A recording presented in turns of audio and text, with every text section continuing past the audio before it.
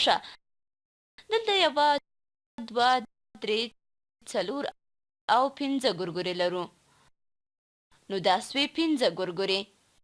او دلته هم لرو 1، 2 او 3 الوبالو، او دا هم 3 الوبالو.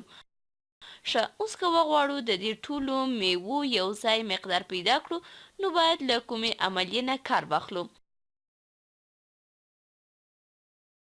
ستاسو په نظر 5 له 3 سره یو ځای کړو، یعنې 5 جمع 3 کړو. او که کم یې کړو، یعنې 5 منفي 3، تر څو د دې میوو یو ځای مقدار پیدا سي. زما توصیه دا ده چې تاسو ویډیو ودروئ او ځواب یې په خپله پیدا کړئ. ښه، د میوو د یو ځای شمیر پیدا کولو لپاره له 5 ګورګورو نه به یې پیل کړو. خو دلته 3 الوبالو هم سته، نو دا 3 به ورسره یو ځای کړو، نو میوې به مو لا زیاتې سي. 5 نه مو پیل وکړ او 3 نورې هم دلته دي. نو که دا 3 هم ورسره یو ځای کړو، نو ټولې میوې مو څو سوې؟ ښه، دا هم 1، 2، 3، 4، 5، 6، 7 او 8 دانې. 8 دانې میوې.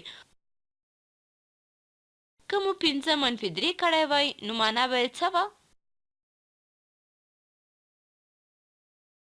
اوس 5 منفي 3 څو کېږي؟ یا هم معنا یې څه ده ستاسو په نظر؟ ښه، راځئ په انځور کې وښیو. اوس به دا کاپي کړو او دلته به یې واچوو. ښه، که دا 5 ګورګورو نه 3 دانې یې ترې منفي کړو، معنا یې دا ده چې 3 ګورګورې ترې نه کموو. نو دا یوه، دا هم 2 او دا هم 3. نو څو دانې پاته سوې؟ پاتې ګورګورې مو دا دي، 1 او 2.